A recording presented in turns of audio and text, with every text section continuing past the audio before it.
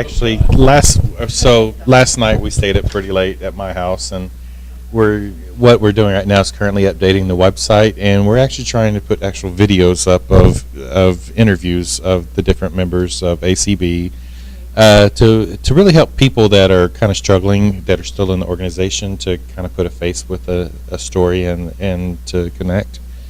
And so it's kind of funny because theoretically I would like to think that I am really come to terms with my past, and I can't remember a time when it makes me angry. It was like another lifetime to me, is the way it feels. But as Sam was asking questions last night, is like I was looking at his face and her face, and this overwhelming sense of anger came up, and Sam was like, "Are you getting ready to cry?" And I was like, "I am pissed." And thank God there wasn't a business around. I would have gone and tore the shit up, but but I don't know where the anger. And I've actually been spending all last night. I stayed up several hours last night, sitting there just laying in bed thinking about it. What are you so pissed about? What if you had to identify? That they treated them this way, and that this happened in general to them. Yeah. It should not have happened. And all of our lives, we're always told that, this is a brotherhood, and that I will die for you, you will die for me, and I'm like, where the fuck is it, And I sit there and I still consider these guys, even though we're not active witnesses anymore, I still feel like they're my brothers and sisters, and it angers me that they were treated this way.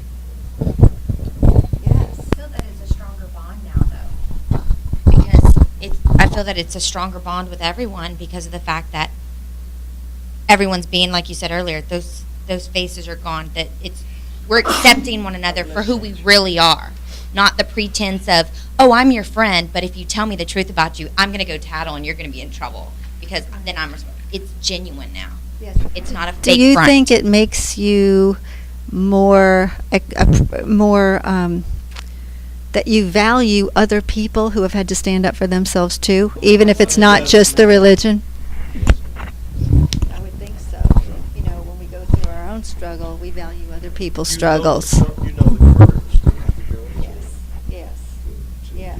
See, even to hear about your mom, it's so hard for me to even get that somebody would let their child go because you don't believe this. I mean, that's so foreign to me, because you would think this is blood and your kids and your family, and a lot of times the parents who turn their kids in to the elders. Oh, wow. Yeah. Because it's their guilt. Just along that same line, when I told my mother when she found out, she woke up my father, and I told my father. Then she called the elders. Then the elders came over that night. Then the judicial committee was on Thursday that evening. So yeah, my mother turned me in, and even because you were gay, you're saying? You said that? Okay. Mm-hmm. And Jason in the chat room has even said that they only call when someone's dying. And I said, yep, sick, dying, or dead. That's when I get the phone calls. Loving organization. Necessary family business. Yeah. And I just remember having a lot of anger toward my parents, like, where did my loving parents go to? Yeah. What happened to them? What does this religion do so that the parents feel that it's okay to treat their children like this? Just discard them like they're nothing, And I mean, I talked to my parents. Can we just have a relationship, parent-child relationship? And they said, no, you have to come back to the organization, and then we'll see. And I was angry, and I was sad, all at the same time. It has taken me some time to get over feeling that anger toward my parents for going along with that idea, Well, the message then is the religion is more important than you.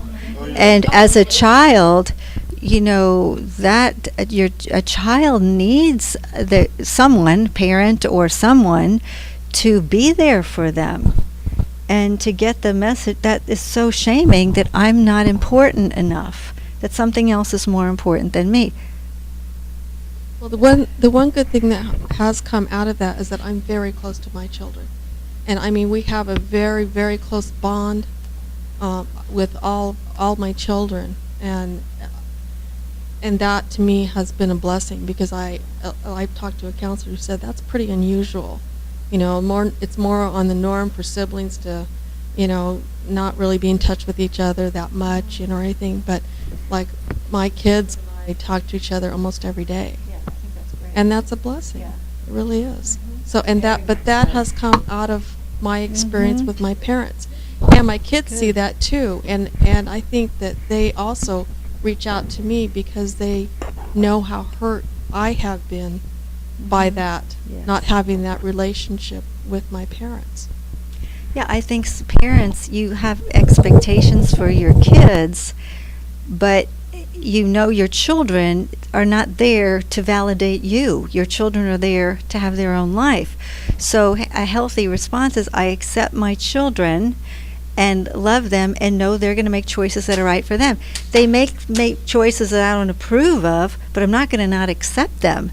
You know, a lot of things in life we have to accept. I have to accept that my grandmother died when I was young. I don't approve of that. I wish it didn't happen, but I have to accept it because it's reality.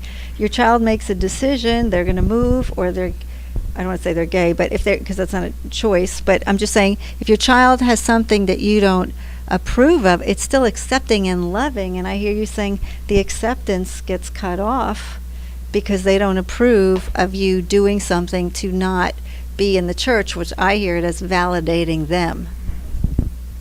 One thing that amazes me is that in the organization they teach, you know, that the people of the world, you know, they're bad because the whole thing of having no natural affection, but they can that easily, because their organization tells them to, they can turn it off. I know some people it's actually happened to, but with my mother, she even told me recently was, you know, I love you and your sister, I don't approve of your lives, but I will tell you this, if my organization tells me when the end is getting near that I cannot talk to you, I will cut y'all off. I will have nothing to do with you if the organization tells me to. That quick. That much control. And I looked at it, I said, really? What happened to that quote? You always just having no natural affection? You know, it's constantly the contradictory.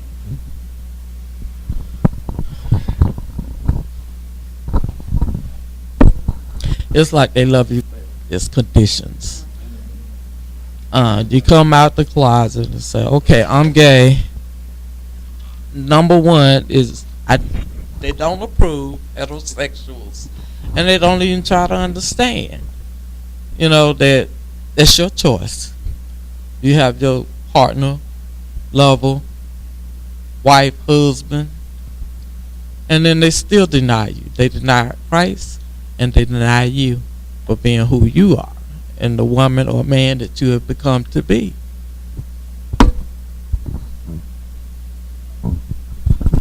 You know, talking about what's the motivation for parents acting this way, or siblings rejecting us or disowning us, and they'll say it's to keep the flock clean, to keep the congregation clean, like what we do is dirty or unholy. And recently, again, sick something and dying or something. Sick, dying, or dead is when you get the call. And of course I got the call that my dad was about to die, but he didn't. He's in the hospital, and went to go talk to him, and everything he kept saying is, well, do you want to die at Armageddon? Was this whole thing, do you want to die at Judgment Day? And I said, Dad, it doesn't matter if I live or die. For me now, I said, that's the problem with Jehovah's Witnesses, is the book they used to always read, study with you, was the red book that said you can live forever on a paradise on earth, and that was the hook. They really would hook people into that concept, because nobody really wants to die. And this morning Tony was talking about survival, how we want, what we try to do all through our lives is try to survive. And when you hear somebody tell you, what, you can live forever, you don't even have to die, because this world's going to end, you're going to go into another world. Or if you do die, and if you're one of this special class of people who go to heaven, the 144,000, then you get to go to heaven. And I told my dad, I said, I'm not afraid of my mortality. I said, I'm very blessed to have the life I live. I said, if I die tomorrow, I'm okay with that. I said, I've been given a really good life. I mean, more than what I should have had. I said, but that's the hook. I said, you're more concerned with your own personal salvation, that you'll disown your own children because they don't go by what you're told to, and it's kind of like you're affecting your insurance policy. This is my everlasting insurance policy, but my kids are messing it up, so I better not have them screw it up, because then my salvation then is at risk. And even though there's no guarantee that you'll live for, that will be in paradise, there's no guarantee. They even tell you that there's no guarantee you'll survive Armageddon, but you may or may not. But that's the hook that they get people. They just try to get people into this living forever, and I'm like, I'm living for now. I'm living for right now is the day. And it's really interesting is that my parents were raised Catholic, so I know a lot of that. A lot of their thoughts and ideas actually were just trying to change into Jehovah's Witness.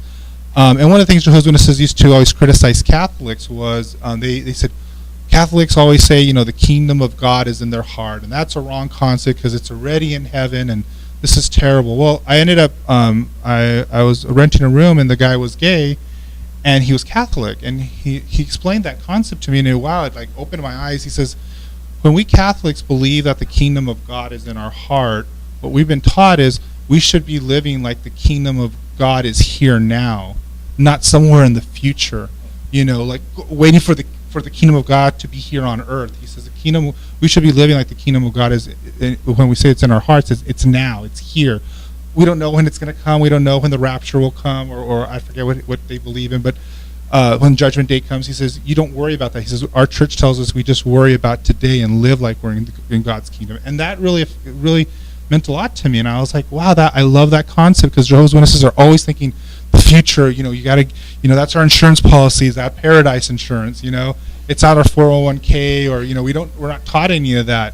So those are some of the things that I was able to finally get through to my dad, is that I said, I'm not worried about Armageddon. I said, I love my life. I'm living now. And I said, and when Armageddon comes, it's not about my salvation. I said, you should know it's about the vindication of Jehovah God's name, if that's what you're believing, or are you in this just to save your own life? So I basically told him like that, and he says, no, you're right. It's about God's kingdom. It's about his, or vindicating Jehovah's name. But I know in his heart, they're all thinking about their own salvation. That's what it is. And so it's unfortunate that they'll disown children, they'll disown family members just so that they can be saved. But that's just one of the things that have just come more to realization of why witnesses do it. And I don't fault them. I mean, I was there at one time and I thought the same thing, but I've like I said, I've changed that viewpoint.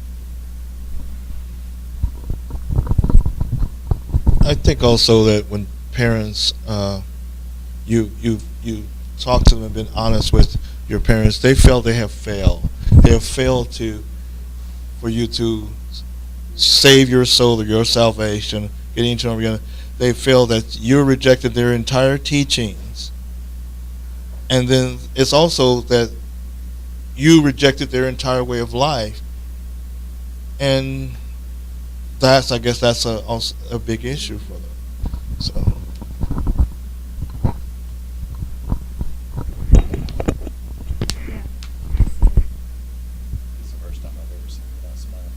Not what, smile? Well, it seems so unnatural to give up your children.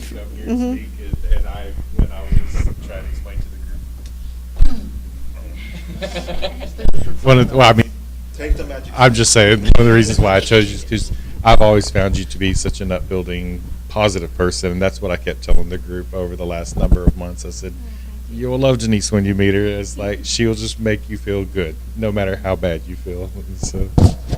But she's very genuine. Yes, you made a wise choice. Oh, I'm not complaining. Thank I'm you. just. Thank you. Very wise. But I feel it's so hard to hear this. It really goes against, I'm half Italian, everything is for your kids. Your kids, you stand up for your kids no matter.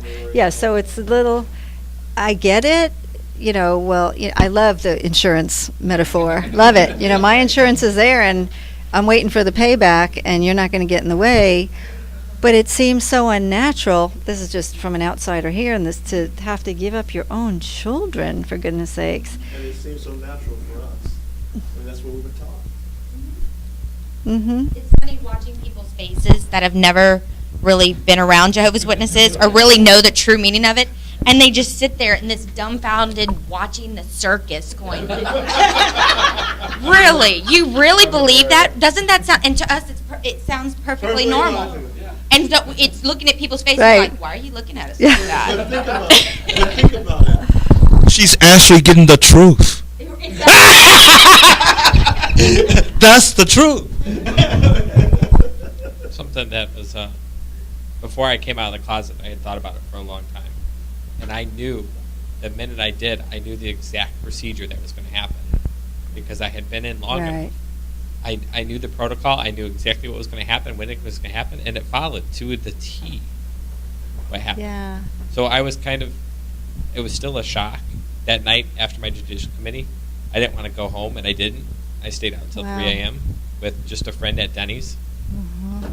But I knew what was going to happen Mhm. before. Wow. And so I kind of prepared for it, but nothing ever prepares for the actual, Right. the snip, that last little string holding on. Nothing prepares for that. The umbilical Snap. cord is cut. Mhm. And you're really on your own. But you're stronger for it. Yeah. You're Well, very- you're and much good things stronger can come for it. out of it. Yeah, You but got the family that you choose, which is much better than the toxic that you have.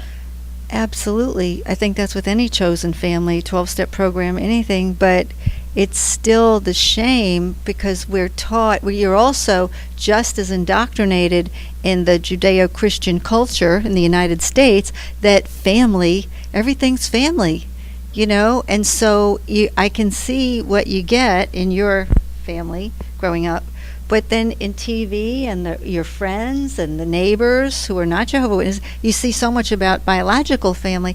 What a tough call, I can see how hard it would be that I'm really okay even though I'm saying no to this and I'm getting kicked out. I'm sorry, I'm going to give you the disclaimer.